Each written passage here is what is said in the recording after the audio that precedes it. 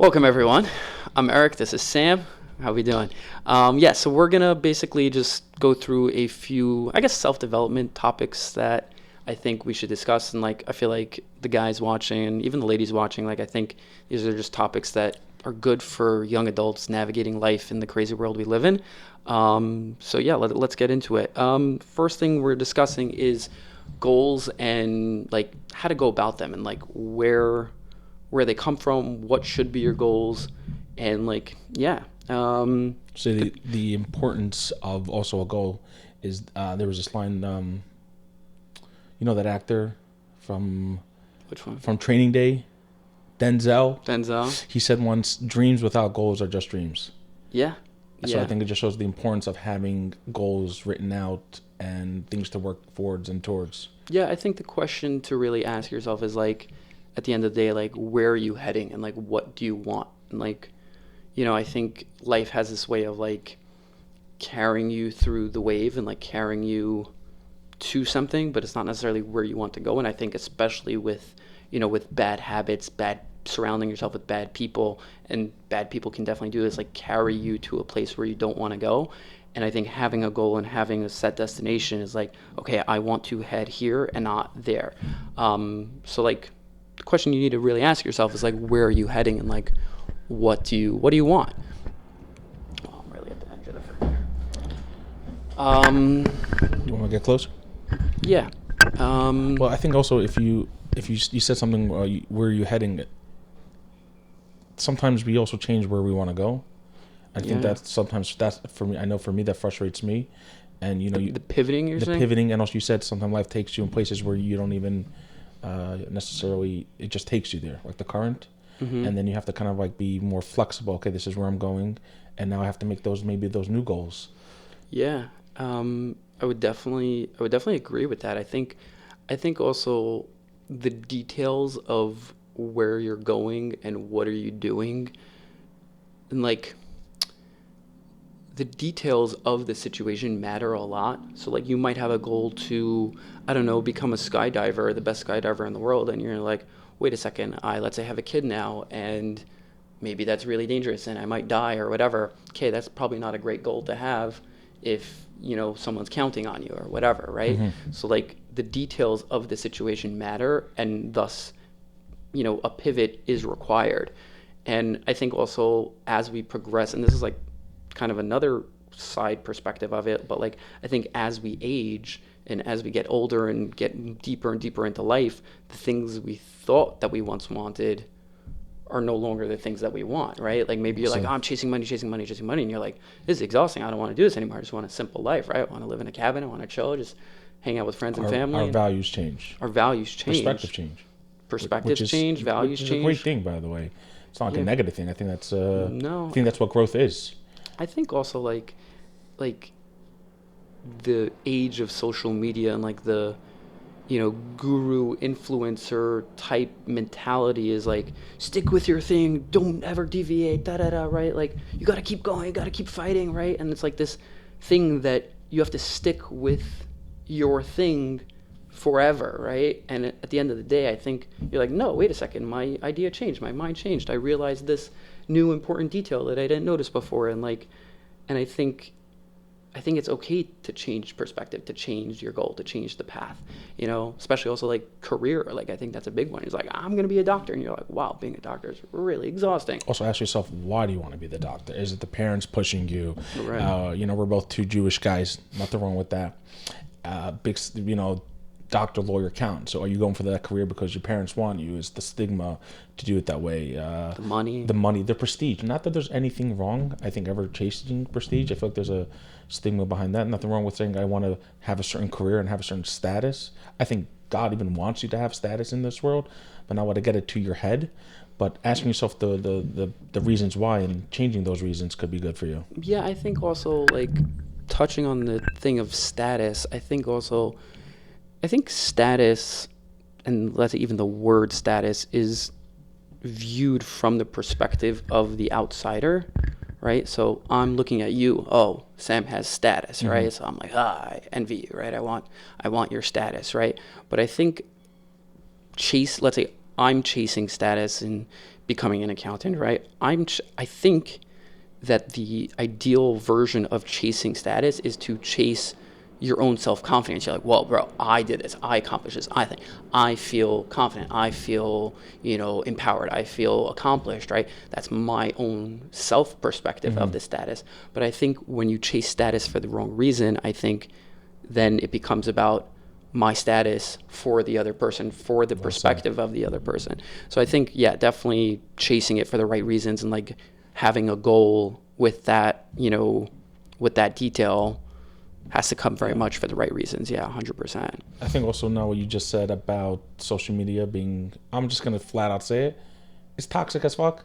Oh, And it's toxic you're as fuck. talking about now you were just saying like how they say you have to have this goal, you got to go work 24/7, 365, just grind, push, and then it's just there's nothing else. You have to also find a nice work balance. I know that's something that you have been working on also really well these past couple of years, where it's not so simple marriage, balancing marriage, religion, friendship, work, and that also that's something that they don't show you also in social media. Yeah. They just show that end result of like I'm there. It's funny. I saw this. Did you see this video that was going around where the guy's like wakes up at like 4 a.m. and then it's like 5 a.m. he's doing this and that running guy? Yeah. He's awesome. I don't know. He's funny. So I was watching The this banana thing. Yeah. Yeah. Okay. I was watching this clip of somebody like talking about that, Yeah. and he's like, bro, the whole thing is fake. He's like, wake up at 4 a.m. Somebody set up the fucking camera. Yeah. He's been up. Someone's been up for a couple hours more. Also, like, it could be 11 a.m. and he just writes on the thing 4 a.m. Like 100%. Like, I think that guy. Everyone knows he's fake though.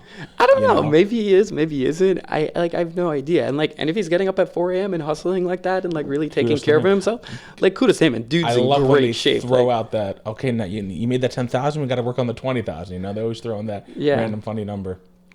Yeah, but like social medias and like I remember I was watching this tutorial on how to edit videos, and this guy was like, when you watch your video with no sound. What does it look like? Then listen to your video with no visual. What does it sound like? And then watch it all together, right?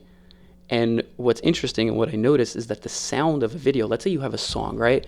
Like, imagine you're watching, I'm trying to think of a good movie. Oh, imagine Harry Potter, but instead of... Come on, that's your good movie analogy? Off the cuff? Off the cuff? Off the cuff? Bro, I grew up on Harry Potter. Off the cuff. Okay, Batman. Okay. It's a pretty good off the cuff. I'm not going to lie. I don't know. I mean, there's 7 movies. You did a good job. 8 movies. 8, see? Okay. But imagine Harry Potter with EDM headbanger. Instead of dun dun dun, that's Game of Thrones. Okay, imagine. What is the Harry Potter theme song? Wait, I was just humming it this morning. How is it? And you don't sing it? Wait, what was it? Come on, man. I'm not a Harry Potter guy, so I'm not going to pretend I know. Game of Thrones with EDM, right? So instead of dun dun dun dun dun dun dun dun dun dun dun, I actually think that would be epic, low key. Okay, maybe it would be, but it would set Battle of the Bastards with that kind of song, right? Change the energy. Totally changes the energy, right? But my point is like this. When you're watching something on social media, right, and it's like, all of a sudden you're like, right? And it's just a dude cooking eggs. Take away the music. Yeah. Right? So my point is that the concept of social media, like you're saying, like it's toxic as fuck, 100% it is. But it's also like layered, and the construction of it is so intentional and purposeful to get you to think that you want something, even though the dude's just cooking eggs. And it's like, sometimes you do want eggs, though. Fine, but it can be a random Tuesday at 2 o'clock, and it looks like this grand thing. Cut. There's this guy on right? And it's YouTube just now. Cooking. He does these. He owns a restaurant, I think, in Toronto. His name is like Vialdi or Volti. I don't know how to pronounce it. And it's great because the comments, and there's no fancy editing. The food looks like homemade, maybe even a little worse, but it looks like it tastes good, and it's just simple. And a lot of comments are like, oh, they love it now because there's no, like, everything you see online. It's just like snip, super fast, the music, the quick edits, like that guy binging from Babish. Oh, yeah. He's great. I'm not hating on his work, but you see how the effort and time he puts in. It's like, oh, pristine. Yeah. Versus this guy, it was just simple, regular work. Yeah. You know. Yeah, and also going back to like our main topic of like what we're talking about, like pursuing the right goals. I had this in my head. I totally lost my train of thought. Oh, social media. This was interesting. I was having a conversation with my therapist one time, and we're talking about social media, and he goes, "Oh, life porn, right?" I'm like, "What?" He's like, "Yeah, it's this thing that they show you that you think is real, and it's really not real, right?" And this brings me to my point, but you see, let's say, a dude driving, this 4 a.m. guy driving a Ferrari somewhere in Europe, right? And you're like, oh, I wish I was driving a Ferrari in Europe, right? In Europe, right? That's in Europe, right? Yeah, for me. And you're like, oh, wow, right? And then you keep scrolling, you forget about it, right? Or you have never thought about the fact that you wanted a Ferrari in the past, right? So you don't want a Ferrari. You want a Ferrari because you saw the other guy having a Ferrari, right? And it's just interesting to me that social media essentially tells you what you want, but you have never wanted that thing in the past, right? So you don't want it because you want it, because I've always wanted it, right? Like I've always wanted a very expensive Hasselblad camera, right? I've always wanted that, but I don't want it because I saw someone else have it.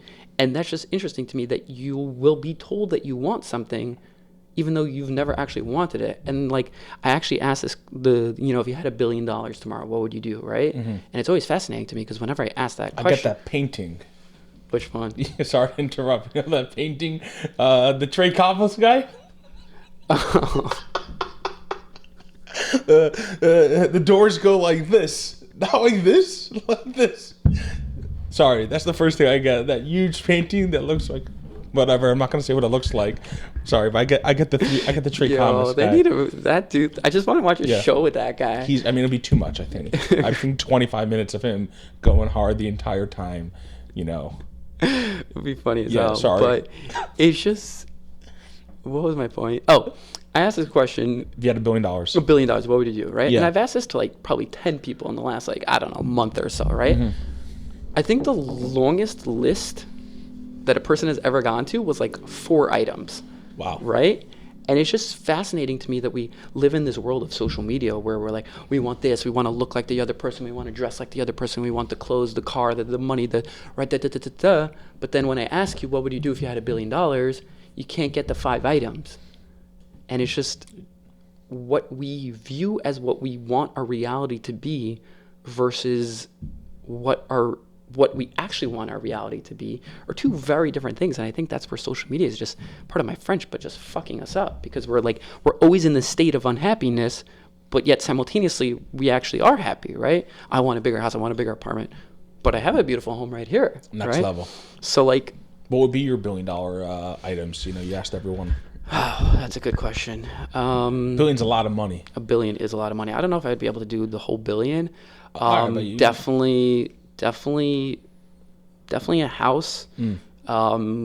Would definitely have a massive garage studio / office / a little backyard baseball. Ooh, not enough to maybe play 9-on-9, but like a 5-on-5. Like a good wiffle ball game. I don't know why you're minimizing. You got $1 billion. Okay, yeah. No, that's the guy that has a $10 game. Full baseball field. Unless you like wiffle ball, it's a pretty solid sport. It is. It's really fun.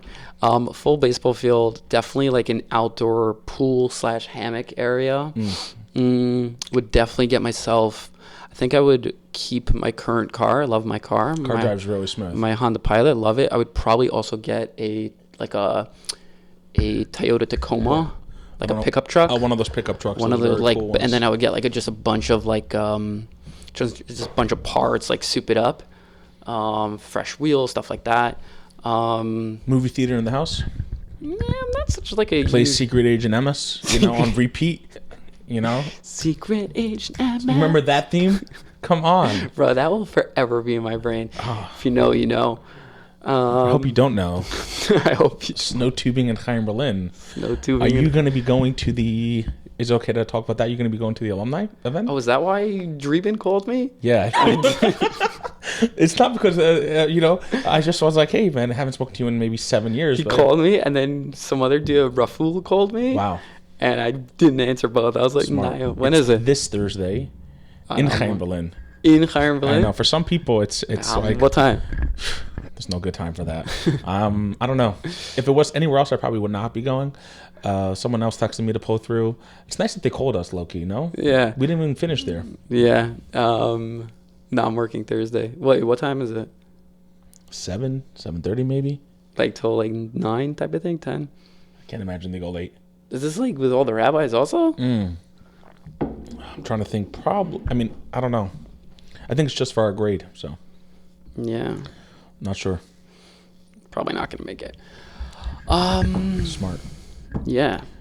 It's a car baseball field. Also, good stuff. speaking of old movies and whatnot, Okay. did you ever watch the Alex Rider show? The one on Amazon? Yeah. Yeah, it was okay. I just finished season 2. Just started season 3. I think season 2 was with whose character? I don't like Damien Cray. season 2 was with Damien Cray? Yeah. I like Damien Cray's character. He was good in the show. He's a good actor. That guy Yeah. that played him. I didn't like season 1. I never liked that book where they make The school? They make the doppel ones. Yeah. Low-key a little creepy. Yeah. That's the thing. That's I'm 27 years old and a kid's book creeped me out. Yeah. I just don't like it. I don't know. It just never was my energy. Yeah. But that was a good one.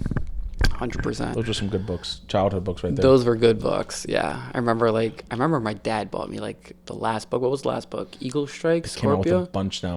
Like they have one just on. Oh, he He's came out with like I think like 3 more books since we've finished the series. Yeah, Really? I read one. They made one just on the assassin Yasin? Yasin. Oh, he was a Yeah. great character. Great character. Also, the actor who played him was fantastic.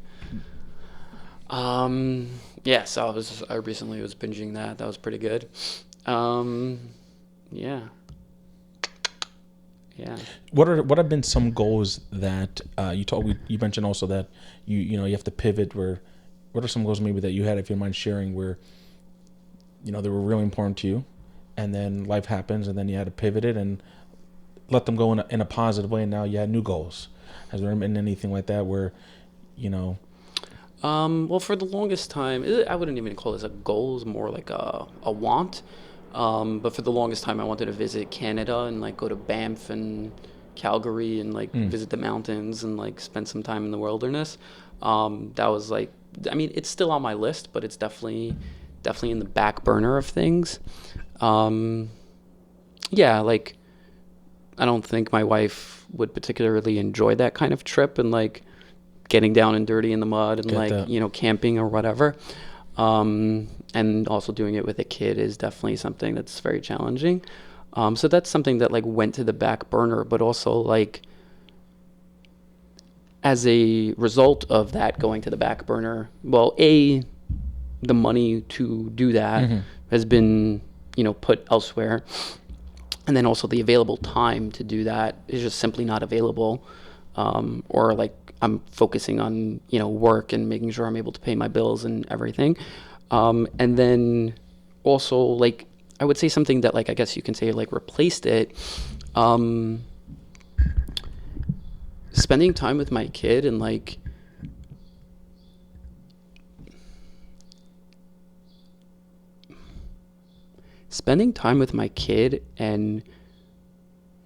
taking a very small moment, right? Let's say we finish eating lunch together and now we're sitting on the playmat and we're playing, right?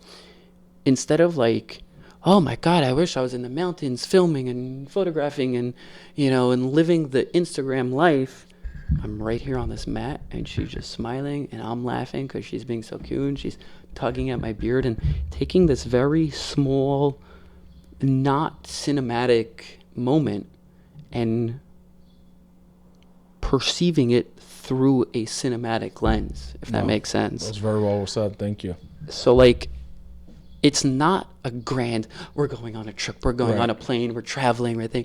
It's just a very simple moment. And you can really, and this is like also like, I think this applies to so many areas in life, like your perspective on something. It's a cinematic moment to me because I'm her father and I love her and I will do anything for her, right? And I'm viewing it with this grandiose, amazing perspective. And I'll be like, and by the way, I just want to add, that's not always my perspective. Sure. It's a effort and it's a tall order to be in that headspace to be viewing it from that. Sometimes it's just like, oh my God, I'm so tired. Let me check my phone. And she's playing and it's like, and it's really a boring moment. I would say that's one goal that has been replaced. Why can't couples do this? I know your wife pretty well. She won't probably like that type of trip in a positive way. Nothing wrong with that. But why can't you guys are married a couple years? I don't understand. Maybe there's this. Maybe I don't understand what it means to be in a relationship on that level. But why don't you go to Canada and you do that trip for a week by yourself, and then she watches the kids she works at, and then like in a couple months she does her vacation with her friend maybe or something like that. Why don't couples do that more? Why does everything have to be done together? So I don't think that everything has to be done together. I think number one, like simply put, like when it comes to going on a vacation, like I would want to go with Mayrov and like spend time with her. Like I love her and she's my best friend and like I want to spend time with her. So I would rather combine the elements of a vacation that I like and that she likes and like Fair point. do something together. Let's say we go to, I don't know, we go to California. One day we go hiking, the second day we go to the beach. The next day we go hiking, the fourth day we go to the beach, whatever. So like I think something like that. Also like I don't think it's necessarily like principally wrong. I think it's just logistically really challenging to like on the other leave person. one On one parent for the yeah, other. one like for a week or whatever. Like it's very, very hard.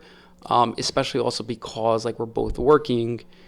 Like you try to get work done and take care of a baby. Like it's a logistical nightmare. Yeah. And also just physically exhausting. So I don't think it's like necessarily wrong. If it could happen, would you guys ever be open to that? Like, hey, something that I want to do that's really fun. Like, you necessarily want to enjoy sitting on the beach all day? Right. So let's say you went to Canada for 3 days. I think maybe I would do it like when my kids are older and like self-sufficient. Or something like that, where you don't have to worry about them. Yeah, like if my kid's in school from 9 to 5 And then she's only home for them from like 6 to. yeah, and they're going to something. bed at 10 and she's only taking care of them for 5 hours a Right. day. That's good, Like yeah. for, let's say Monday through Thursday or whatever, and I'm home for Shabbos. Like, okay, that makes more sense. Or like, okay, it's like I cooked you dinner and then you're entertaining yourself or you're doing your homework or whatever. You're not on the clock for consecutive hours. I know this wasn't what we had scheduled to talk about. That's something that always though triggered me so much is like when parents always said, and I'm glad you're saying that, but like I can't travel because my kids are good. Yeah. My parent, I got kids. I can't go live because I have kids. And I don't think there's ever been this resentment that, I had kids and now the parents don't like the kids because they can't travel, but they shouldn't use it as an excuse. There's ways to make it happen. You got family, you got friends. I think there's definitely ways to make it happen. And this is like also going back to like the earlier concept of like talking about like what are your goals. I think at the end of the day, if you have let's say I would love to go on a vacation, right? I think you can plot a very detailed chart, right? You can plot a very detailed, game plan and make it happen, right? Oh, I didn't think, right? It's like when people are like, oh, I don't have time to go to the gym, right? Well, show me your calendar. What does it look like, right? What are you doing from 5 p.m. to 12 a.m. every day, right? Oh, you're playing video games for 4 hours? That's why you don't have time to go to the gym, right? So like I think you can plot a very detailed game plan and make it happen. You're like, okay, we have, let's say I have a 9-month-old, right? Okay, we need to pack diapers, we need to pack onesies, we need to pack undershirts, we need to pack this, we need to pack that, thing. Okay, now let's go book the tickets. Okay, now let's rent a car. We need a hotel. Okay, does the hotel have a bassinet for sleeping or whatever, a pack and play? Okay, yeah, they do. Okay, thing, right? And now you're like, okay, now we have a vacation. What is there to do at this place? Oh, we can walk around town. We can go out to eat. We can, right? Okay, we now have a full working game plan of everything. So yeah, I think at the end of the day, like, I think you can take anything and be like, doesn't work, forget it, right? Yeah. But then you can also like, okay, these are our constraints, these are our limitations. What can we do? What can we make it happen? Be flexible. Right? Be flexible. Be able to plan ahead and just get really detailed about something. Like whenever like Mirov and I travel with Shoshi, like I'm like, okay, let me make a packing list. Make sure I don't forget anything. What am I not thinking of, right? I'll ask ChatGPT, hey, make me a packing list. Make me a game plan thing. I can make you a packing list. Make me a schedule, whatever. What time should I leave for the airport? Like, You're a baby. Okay, you mentioned everything but the baby. What do you think? That's all you got to bring, Yeah, I mean, that's also another part of it. Like, people are like, oh, I can't travel because of the baby. Like, are you going to Miami? They have CVS in Miami. That's You awesome. can buy diapers in Miami. You can buy, right? They Like, got diapers in Rio. they got diapers. No one's just pooping in Rio without a diaper. You know, I just watched, the reason why I mentioned Rio, I watched Fast Five. Oh yeah. You know, with when he's all intense. Forgot the guy's name, Dwayne Johnson. Dwayne But I don't know his character's name. That Yeah. was a good one. Oh, and a little throwback. I know this is a little random. I saw The Italian Job. Ooh. That's your throwback, right? That was a good movie. That was your classic throwback movie That right was a there. good They don't make movie. movies like that. No, they don't. Simple, classic, a little heist, a little gold you got to steal. You're in Venice, you're in Rome, New York City, you know? That was a good movie, bro. Yeah. Okay, so let's get back on topic. We had discussed goals and like where you want to head in life, and I think part of that is navigating doubt and fear. And like, for example, we're trying to build this podcast, right? And we're trying to like, let's say gain subscribers, gain views or whatever, right? Maybe potentially make money from it one day, right? That's, let's say, the goal, the dream, right? We can show up to sit down and record, right? And be like, I'm scared, right? I don't want it, right? And I think a very important question, and I realize this in my own personal journey of like, what lies on the other side of the fear, right? Like, I'll even ask you, like, what is a typical fear that you have when you're trying to do something? And have you ever asked yourself, okay, I'm scared of, let's say, saying something stupid and embarrassing myself, and my friends and family will see it, and then I'll look like a fool, right? Mm-hmm. So, okay, I'll look like a fool. They'll watch it. They'll go, ha ha ha ha. Eric looks like a fool. And then their lives will carry on. They'll forget about it, and then Just like the orange Ferrari in Europe. In the second you want it, you laugh about it. right. And then, our attention span goes away. Right. So I realized that when I started my YouTube journey, right? And like, I started with the photography, I started this channel, right? Now I'm shifting into doing the podcast with you. Like, I'm like, okay, again, the goals changed, right? We pivoted. But then also I realized, I'm like, okay, someone will see something, maybe they like it, maybe they won't, and we'll continue onward and, Shalom al Yisrael. Like, so my question is like, what is a fear that you typically encounter? And have you ever asked yourself, what if, like, simply put, what if your worst fear comes true? Then what? Great question. A fear, I mean, I don't like talking about it because it is what it is, but just something off topic that we talk about that's not too heavy for me right now is and if it's okay, is my weight. Something that we talk about it now. I went to meet someone about a job, and a guy I haven't seen in like 3 years, and he's like, "Whoa, you got big," and really just stupid to say in person to me. Someone even said like whatever. He said I look like I got taller, and maybe I did, but I feel it's just my weight made me look taller. So a big thing is my fear of just like always like. Also, you talk about like social media. We were talking about always looking perfect, and the Snapchat. You're talking about the guy that's like he's in insane shape. I'm like, oh, I only can be good enough or post stuff on YouTube about maybe my workout or join a podcast if I'm looking that good and I'm feeling that good. And I have tremendous fear and anxiety about that. Body image issue is something that I've struggled with so long, not talked about a lot, I think in how we grew up and everything like that.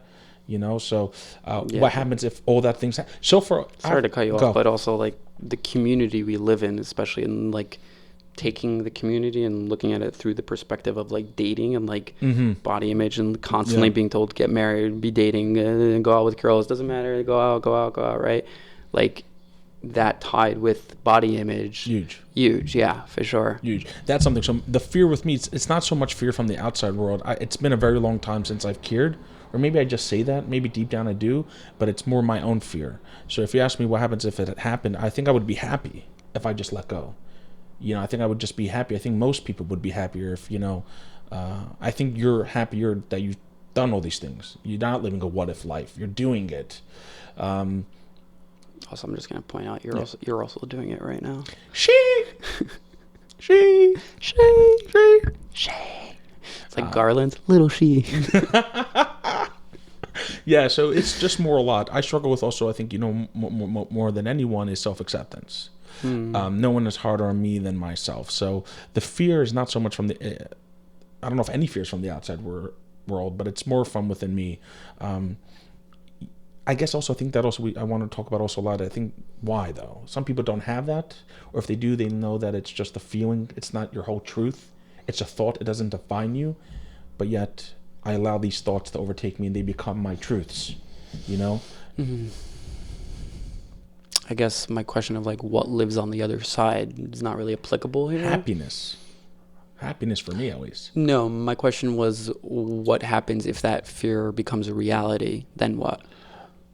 Oh, well, if that happens, I don't. So I need more. You have an example, or what's something Like, that you have a fear that? so like when I started YouTube, and like just to give it some context, by the way, like I've been a photographer, like a wedding photographer for the last 5 years or so. And that was like a big part of the, like just doing the photo side of things. And then after a while I got really bored. I'm like, oh, I know a lot about cameras. I know a lot about photography. Let me start a YouTube channel about photography.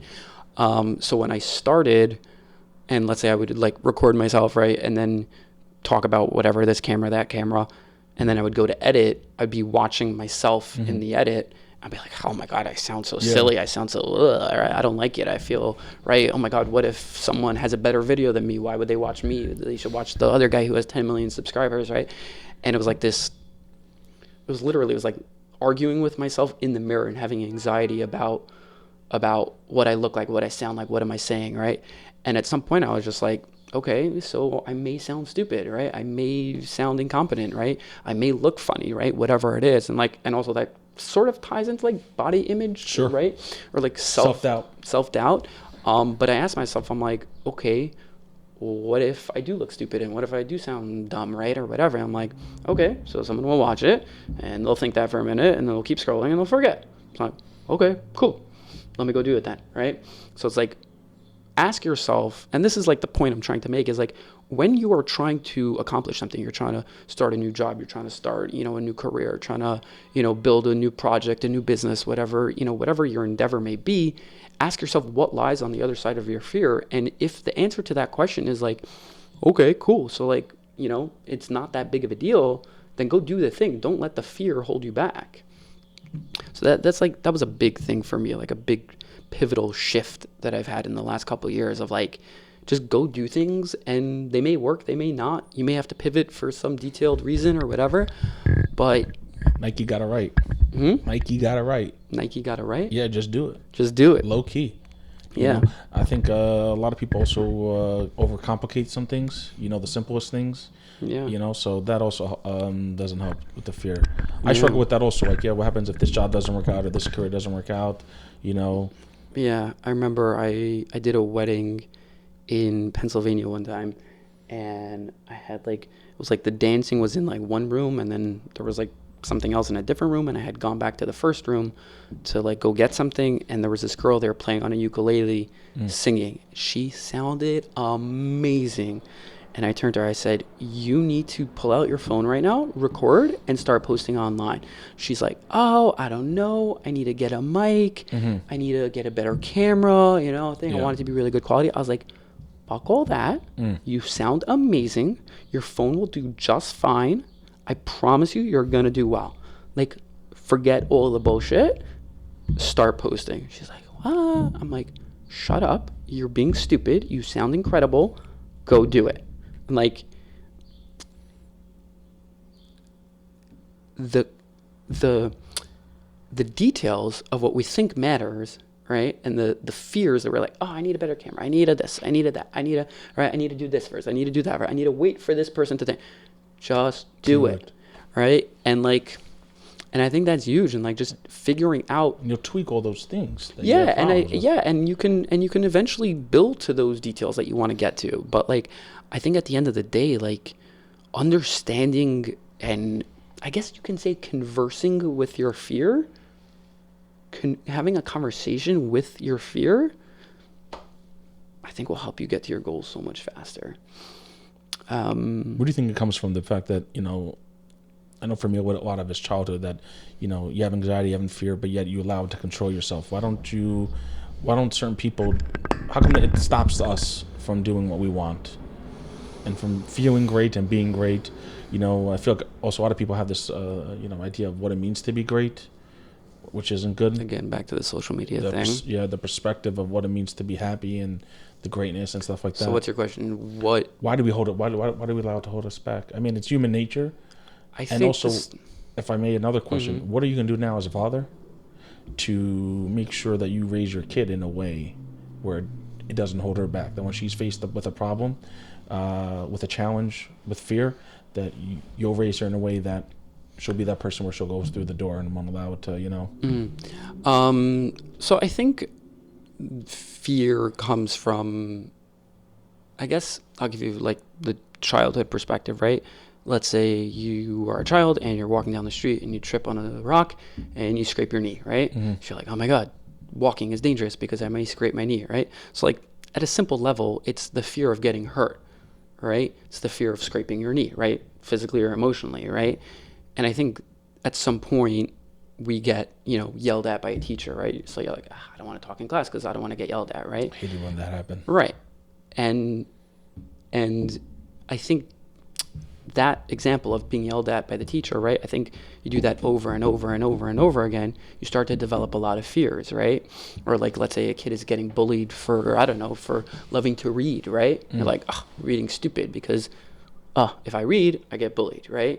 So I think that's essentially where fear comes from, right? Also the unknown, right? Yeah, definitely. I was talking about a friend about even something so simple and so trivial, paintballing. He'd never been. I'm like, you gotta go. You're gonna love it. They're like, this guy's also, I feel like he would like the whole shooting, diving, not so much diving, you know what I mean? He's like, what does it feel like? I'm like, listen, it feels like kind of getting stung by a bee. He's like, I've never been stung by a bee. I'm like, good point. So I'm like, when I went paintballing one time, not on purpose, but if you know my brothers, they shot me up close, and it hurt. But after I got that initial shock, everyone can shoot me all day. Right. I told them that's what you need to do. Let's go ping-pong together. I'll stand 10, 15 feet. I'll shoot you in the thigh. You'll be like, But then once you get over that fear, like what it feels to get hurt. Yeah. It's like riding the bike thing. That was a great example. You're talking about getting hurt. I have a friend our age, not that there's anything wrong with that, doesn't know how to ride a bike. He's afraid. Like what happens if I fall and I get hit and I crack my skull? I'm like, yo, I don't know what the percentage are. Could it be? It could happen. Right. But how important is it to ride that bike? Right. To have that freedom, to have that fun. 100%. Interesting. No.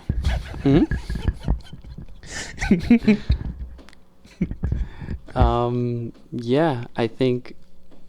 Oh, so what was your secondary question? How are you going to raise Shoshi? How are you going to raise your daughter in a way that it allows her to have that freedom to essentially make mistakes, not be afraid that you make them, to go through the fear? I think a big part of it is kind of essentially like guiding her through what I just told you, what lives on the other side of fear, right? So if let's say I'm trying to teach her how to ride a bike, right? Maybe, I'm not saying I would actually do this, but like maybe I would just push her over just so she can get over that initial fear, right? She'll fall on herself. Bad example. Cut that out. Bad example. But the point I'm making is like, instead of being like, don't be scared, be like, hey, let me show you what it looks like, right? Let's go through it together. Let me hold your hand, right? Let me show you what it is you're scared of, because once you face your fear, right? Once you acknowledge what it is, you're like, oh, that's actually not so scary, right? Let me show you what's, I'll flip on the switch in the dark room, right? See, there's nothing here, right? Turn it back off. You have nothing to be scared about. You're not scared of the dark anymore because you know that there's nothing really there, right? There's no monsters waiting for you, right?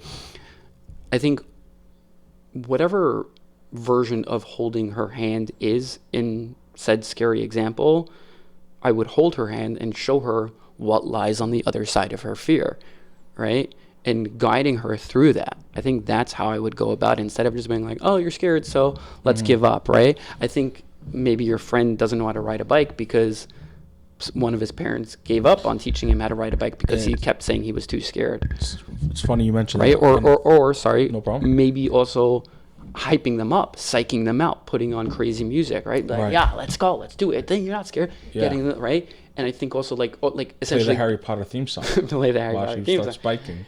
Or trying to get them out of their head to do that. And into a helmet. Yeah. I'm the dad, and he's making the dad jokes. What's it called? Hurtful, but also playful. Yeah, it's funny you mentioned that. That guy that doesn't know how to ride a bike,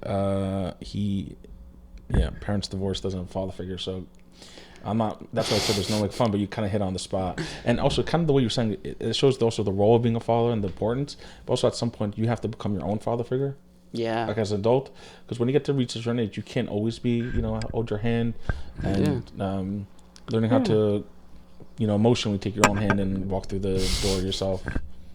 What's so funny? What did I say that was stupid? You just meant like put your own Oh, hand. yeah. What am I supposed to do? Oh, it didn't look like it. Maybe it did. Yeah, I don't know. See, now you're pushing my fear up now. I'm gonna power through it because that's what we were talking about. Yeah. So choosing the right goal, learning what lives on the other side of fear, Also talking about the fear. talking about it. Yeah, having conversation. I think also, I just want to like, you just made me think of something. Like,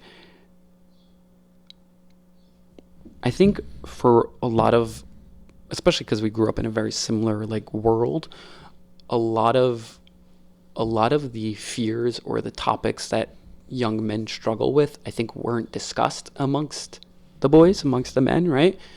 And it wasn't till later in life that, let's say you and me specifically, or just the boys in general, started talking about them. Things became easier, right? Talking about, masturbation, talking about porn use, talking about dating, talking about, what it's like Anything. to, right? Talking about any fear, right? Any struggle, right? What was it? Talking about, career choice, college, right? What career to pursue. I think once those adult conversations started happening, I think things became a lot clearer for a lot of people in our circle. I know you and I have had many conversations about various, intense topics. And I think by discussing them, you are, diffusing the fear. So that's a big one. Yeah. Someone told me once recently, actually, it's been, I think, one of my favorite lines. I think, I'm really into like words and quotes. They just certain ones hit you a certain way. And he said to me, shame is bred in solitude. And that really, like, I know it sounds so simple, but I'm like, yeah, because when you talk about a certain anxiety or fear, you don't talk about it with anyone. It just gets too big to talk about. And it gets its own life force. And it's kind of just living with you. And when you just talk about it, this big, scary, fearful thing kind of shrinks down a little and shrinks down a little. And it becomes it becomes easier to talk about and not such a big deal. Like you just mentioned, something so trivial as turning on the light when someone's scared of the dark and then turning it off. That's what we kind of have to do with our feelings emotionally. Turn on the light, show that there's nothing to be scared of. And then, in a sense, maybe keep the lights on for a little while, turn them back on, or off, Yeah. So that's why I actually have kind of good hopes for the next generation, stuff like that. Because imagine how open you are with your feelings. Our parents really didn't talk about it, their feelings, communication. My dad now, we went to the Met game yesterday. The feelings get talked about. There's good communication. Yeah. I think the next generation, they'll be talking a lot about things and their feelings. Yeah. You just mentioned something that I wanted to touch upon, and I can't remember what it was now. Scribble that shit down next time, bro. You got the pen and paper? I know this was from your off, but it's also true with me. What did I want to talk about? What you just mentioned, shame is bred in solitude. Shame is bred in solitude. And that's also, if I could pivot again, I don't know if you remember last time I was here, I saw that therapist. It didn't go well. This guy's like, he's Jewish, but he's like Italian at the same time, which is not a contradiction. And he's like, so what's your problem? I can't do the Italian. The point is, I spoke to him about certain anxieties and fears that I was having. And a big reason is I've just been slowly talking about it a little bit, and that line really helped. And it was no big deal. We talked about it a little bit. This therapist is not for me, which is okay. Yeah. But just talking about it is good. Vulnerability is a strength. At some point in my life, I was told it was a weakness. No. And it's been changing tremendously now. Yeah, you should check out, what's her name? Renee someone. My mom's name is Renee. No. Creepy. Brene Brown. Brene Brown. Brene Brown. She's an author, coach, speaker, whatever. She talks a lot about vulnerability. Definitely check her out. Shame is bred in solitude. That's what you're saying. Yeah. Yeah. You know, someone has a fear of asking someone out. Someone has a fear of taking the next step for a better paying job, or switching jobs, or, you know, or whatever it is. Once you just talk about it, and, you know, unfortunately, there's not a lot of accepting people out in the world. That's also, we have to also start being a lot more accepting. You know? Yeah, 100%. Yeah, one like topic I just wanted to like essentially complete this conversation that we're having is we spoke about like what goals you should have or what you want to have, you know, where do you want to go? Mm-hmm. And then we spoke about, you know, what lives on the other side of fear of, you know, pursuing that. But I think also what comes next is also like charting a map. You know, the channel's called a Jewish Pirate, but like charting a map to get there, right? I think it's really easy to say, I want $1 million, right? Or, yeah, I'm not scared to make $1 million, right? It's like, okay, but how am I getting there, right? What am I doing? Right? $1 million, you need to make the first dollar, and then you work your way to $1 million, right? So how do I make my first dollar, right? You're like, all right, I'm going to sell a can of soda to somebody, right? Okay, I need to get a can of soda to sell, right? Okay, I need to walk to the store.